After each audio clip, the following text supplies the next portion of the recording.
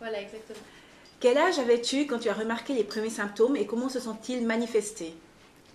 Alors, j'avais 32 ans et ça a commencé à apparaître quand je suis revenue d'un voyage au Vietnam, où j'ai vécu dans la famille de mon ex, ma belle-sœur, famille très pauvre, et je suis revenue avec un parasite qui s'appelle le Campylobacter rajuni.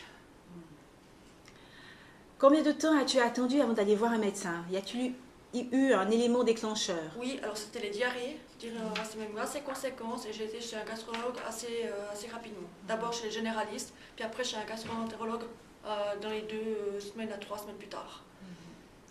Quelle a été la première réaction de ton médecin traitant? Que j'avais attrapé une parasite au Vietnam, puis qu'elle était soignable avec quelques médicaments.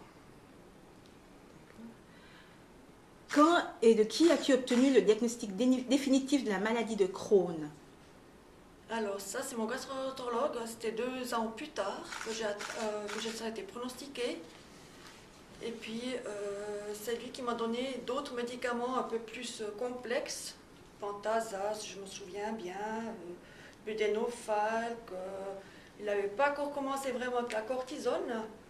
Mais avec là, ça faisait toujours des diarrhées, des ballonnements, des constipations. C'était toujours en alternance, toujours ça.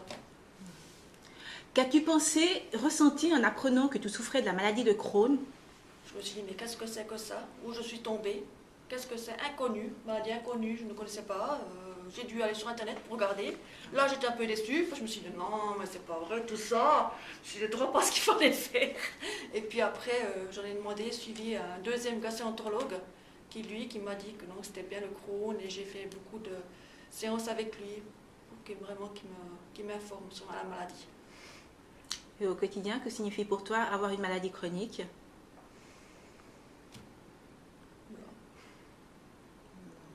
Mais il faut faire avec, il n'y a pas d'autre moyen. Il faut accepter.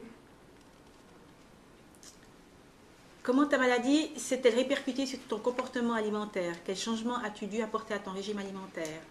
Alors, j'ai dû supprimer pas mal de choses que j'aimais bien manger, comme les produits laitiers.